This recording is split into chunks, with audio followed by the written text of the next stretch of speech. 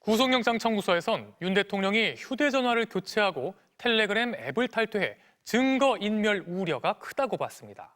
또 1차 체포영장 집행 당시 윤 대통령이 탄 것으로 의심되는 차량이 이동한 정황이 있는 등 도주 우려도 있다고 적시했는데요.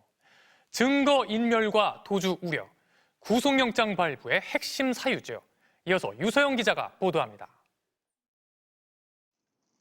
공수처가 윤석열 대통령이 휴대폰을 교체하고 텔레그램 메신저 앱을 탈퇴한 것을 증거인멸 우려 사유로 들었습니다. 저도 검사 때 쓰던 휴대폰을 계속 쓰고 있으니까 무조건 바꿔라고 하는 얘기를 많이 들었습니다. 리스크도 있지만 장점도 있다고 생각했기 때문에 이렇게 했는데 보름쯤 뒤 윤 대통령 부부가 휴대폰을 바꿨다는 사실이 알려졌습니다. 윤 대통령은 바로 그날 관저에서 김용현 당시 국방장관에게 이게 나라냐, 바로 잡아야 한다며 계엄을 시사하는 말을 한 걸로 검찰 수사에서 드러났습니다.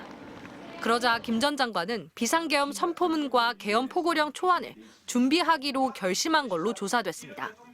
비상계엄과 관련한 상당한 증거들이 교체 전 윤 대통령의 휴대폰에 남아있을 가능성이 상당히 큰 겁니다.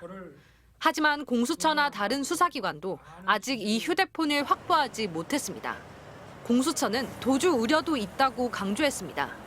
지난 3일 실패로 끝난 1차 체포영장 집행 당시 윤 대통령이 탄 걸로 의심되는 차량이 보안구역 내 다른 공간으로 이동한 정황이 있다는 겁니다.